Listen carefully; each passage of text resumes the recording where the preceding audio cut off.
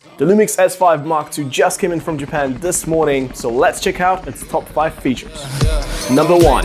Autofocus. Face Detect Autofocus is finally here on the Lumix cameras and it's super exciting. So many filmmakers around the world have been waiting for this moment. Lumix cameras always bring great colors, lots of customizations, anamorphic mode, and now we can add a great autofocus system to that list. I've done a bunch of tests on the Lumix S5 Mark II and the autofocus is looking really great. It's fast and snappy in its default settings and you can actually set it up and speed up some of the settings and the sensitivity. So for example, if you're doing some fast action stuff, you can speed it up, and if you're doing something like an interview, you might want to slow it down. A quick tip, if you're filming people, use the human tracking rather than just face and eye, because face and eye will only capture face and eye, and once you get far enough from the camera, that might lose track and possibly lock onto the background. But if you're using human detection, that would still detect face, eye, as well as the full body. So in general, that's a better mode to use when filming people. Number 2. In-body image stabilization. IBIS is 200% better on the new Lumix S5 Mark II compared to the original Lumix S5. Here's a little comparison of the stabilization S5 Mark II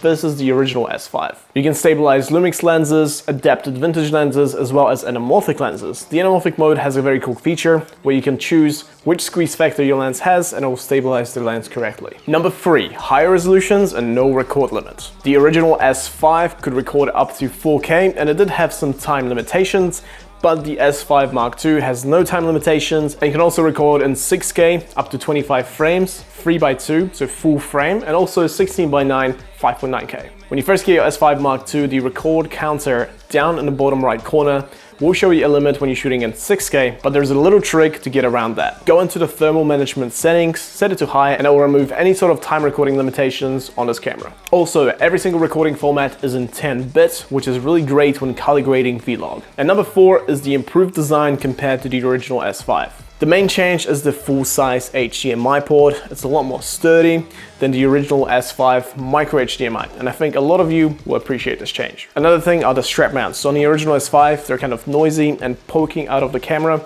but on the new S5 Mark II, they're more embedded into the body and also look a lot better.